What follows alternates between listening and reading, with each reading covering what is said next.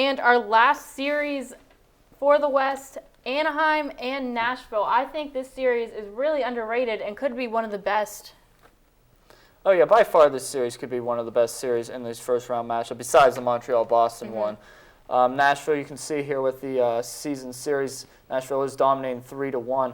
But Anaheim is a very good team. They're coming in hot. They have a Hart Trophy candidate in Corey Perry, but he's going against a Norris Trophy candidate in Shea Weber. They're on defense as well, but I think it's going to be a very exciting series. Nashville, I think, is going to pull it out, though, in maybe 6. Yeah, I think it's an underrated series as well. It's going to be probably one of the most exciting. I think a lot of people are going to want to watch these two teams because, you really don't expect these two teams to face each other in the playoffs. I think Anaheim pulls it out in 6. They're hot. They have Corey Perry, Bobby Ryan, Ryan Getzlaf, all those guys. So I think they're going to pull this one out. Yeah, Anaheim has a little bit of a different feel now later in the season than at the beginning of the season. I think they're going to pull it out in 7. But they're going to need some key players, especially Ray Emery, to step it up. Yeah, for sure. Okay, so we're going to move on to the key players for this series. We actually all have the same people. What a surprise. As you already said, Corey Perry and Shea Weber are everybody's players to watch. So, Andy, why don't you decide why you picked that? Corey Perry, obviously the only 50-goal scorer in this season, which was kind of a surprise. Probably Sidney Crosby would have gotten there had he not gotten hurt, but that's a different story. Corey Perry, huge year. Sort of didn't expect it from him, but a huge season for him.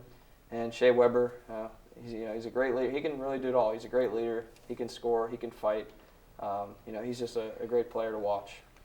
Yeah, Corey Perry just coming out of nowhere for the Anaheim Ducks this year.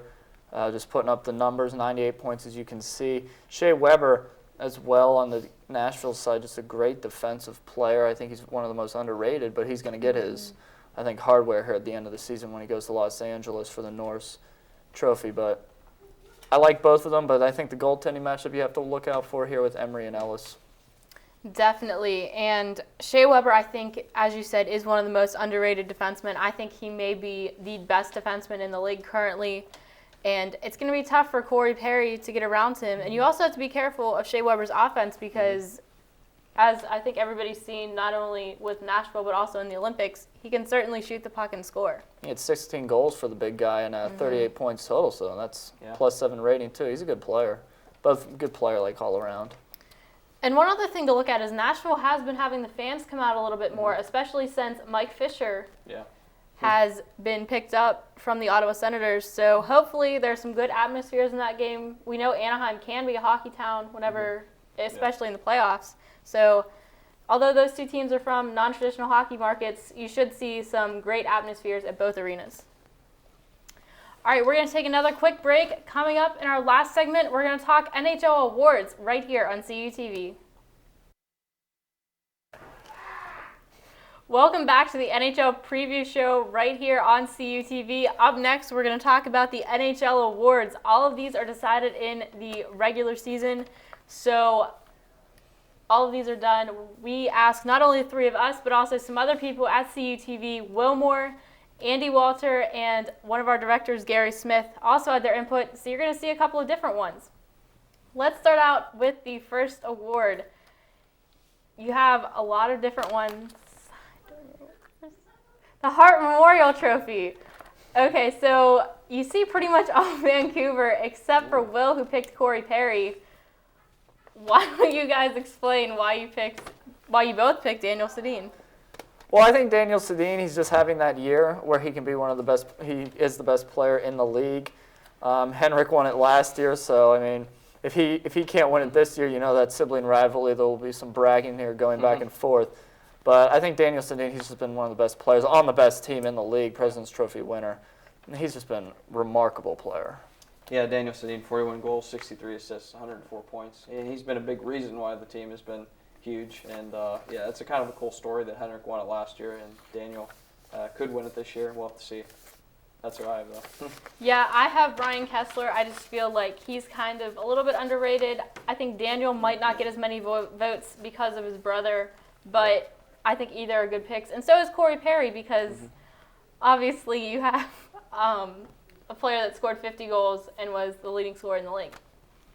Okay, so the next trophy we're going to take a look at is the Lindsay Trophy. It was the Person Trophy 2 years ago. They just changed it. It is now the NHL Players Association's MVP. Yeah, I have Corey Perry for this one.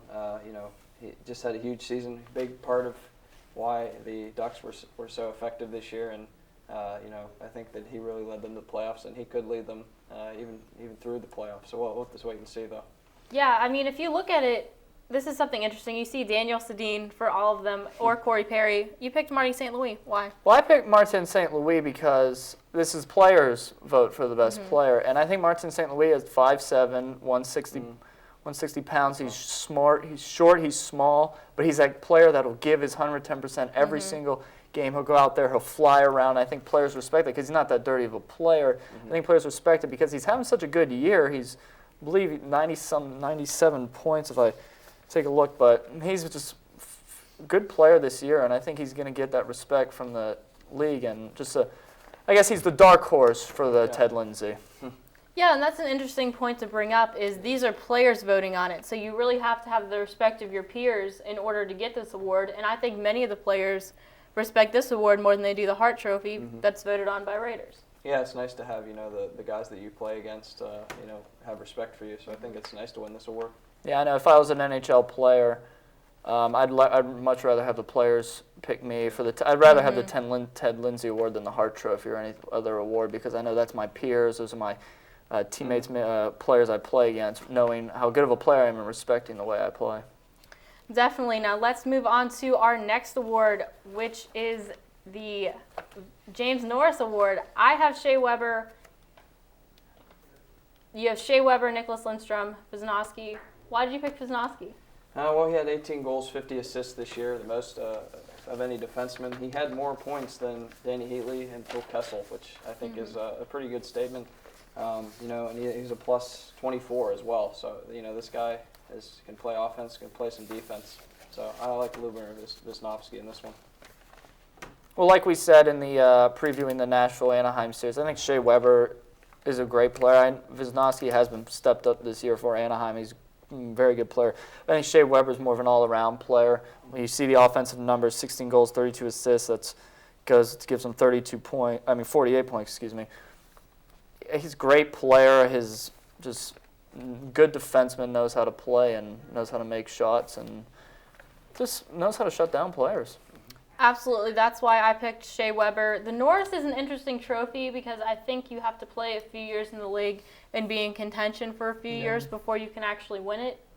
So it's interesting because you do a lot of times see with the Hart Trophy, you have at least one dark horse that you don't expect at the beginning of the season to come in and be there, but you can pretty much predict the Norris candidates at the beginning of the year. All right, let's take a look at our next award, which is the Selke Award, I believe. Vezina Trophy, I'm sorry. Vezina Trophy. So you have Tim Thomas, Henrik Lundqvist, and Roberto Luongo. You guys can go ahead and explain your picks. I picked Tim Thomas. He had 938 save percentage and 2 goals against average. So that's really good, and he's been a huge reason why Boston has been on the run that they're having. He's going to have to be huge in the playoffs.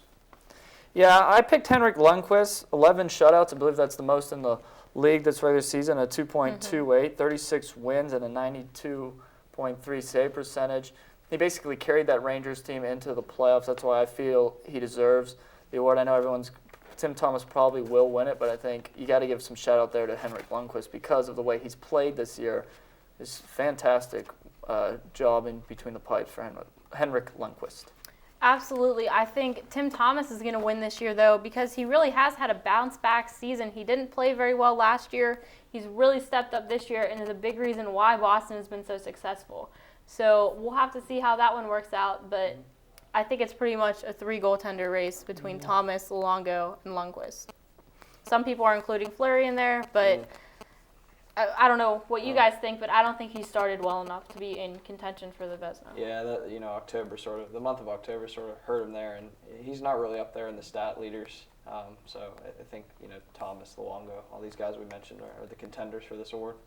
Yeah, consistency, I think, throughout the season. I like to see awards wait till after the playoffs are done and everything, because I like to judge players on the playoffs. I think that's why they should hold the Heisman in college football. I want to argue that if I could have the Heisman after the bowl series and everything, because going back to that famous Rose Bowl between USC and Texas, Bush won it, but Vince Young played better in that. And that's why I think awards should be after the postseason. I agree with that, and that's an interesting point to bring up because there were a lot of people, whenever the Capitals lost in the first round, that said, Ovechkin didn't play very well. Yeah. It's going to look kind of ridiculous if he did win the Hart, which he didn't. What is your opinion on that, Andy? Yeah, I feel the same way. I think that, a lot of people have to weigh, how these guys play in the playoffs. And, it depends, you have to be clutch in the playoffs. And if you don't look good in the playoffs, the fans are going to be really mad at you. And it could really affect the awards, the results of the awards. So, yeah, I agree with you guys on that. Okay, let's move on to our next award, as we got a little bit off track there. But that's okay. It's all right. It works. The Selke Award. This is another award that I feel like you need to be in contention for a few years in order to win. I have Pavel Datsyuk winning it yet again this year. You both have Ryan Kessler. Andy Walter has Jonathan Taves. Any of those players could really win. Why did you guys pick Ryan Kessler? Well, Ryan Kessler, obviously a huge year this year. He's really stepped it up this year. Like I said before, second-line center. He could be a first-line center. He's done a lot of good things offensively and defensively. So, and Pavel Datsyuk obviously winning it the past how many seasons? But I think it's Ryan Kessler's year. Yeah. Yeah, I agree, Ryan Kessler, because Pavel Datsyuk has won it so many years in a row and has won it so much that they are taking notice that this is Ryan Kessler's turn this year because he's had such great numbers this year.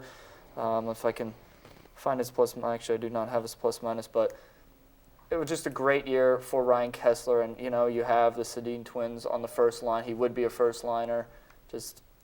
I agree with Ryan Kessler because Pavel Datsyuk has won it so many times that they want to have a fresh face out there. Definitely. And one thing that's interesting about the Selke Trophy is it's almost always given to a center because it does, I think, include a little bit of offensive categories. I think you have to score at least some points, but it's plus minus, it's face-offs, it's penalty killing, and that's something that is difficult for a young forward. Ryan Kessler's still a little bit younger. He's maturing as the years go on, but I think that's why you see Pavel Datsyuk win it so much. Yeah, he's done it year in and year out to Pavel Datsyuk and Ryan Kessler, young player. He's just a good all-around player. So I think he's going to win it this year. Yeah, like we said, the center I think is the Selke Award basically because the center will play both positions and have to fly up and down. He has to be all versatile. He has to play the entire length of the ice. So Ryan Kessler does that. We saw it in the Olympics last year, and we've seen it in every game he plays for Vancouver. And that's one thing that makes Detroit and Vancouver so hard to play against is they have that shutdown center that can also score goals.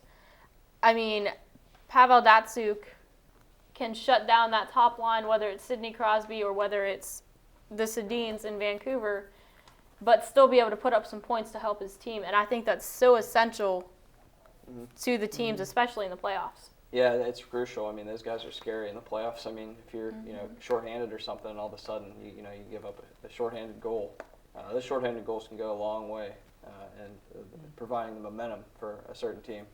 Yeah, I think a lot of people here in Pittsburgh are hoping that a certain number 11 for the Penguins will be a Selke Award winner one day, but he needs to play a little bit more consistent when some of the big player names like this year go down. Well, he missed a lot of time this year, so that probably hurt his chances. Are you guys, because we talked about the penalty kill aspect, are you a little bit surprised that Mike Richards, one of the best penalty killers, at least shorthanded, in the league, has never been nominated for a Selke Trophy yet? Yeah, it's a little bit of a surprise, but, I think, he's got a lot of years ahead of him, and, he could be nominated one of these days. I think these awards, you have to establish yourself to get these awards or get nominated at least. Richards still has a bunch of years to do that, and I think Ryan Kessler has established himself. This is his first year. I think Richards will be starting that maybe next year.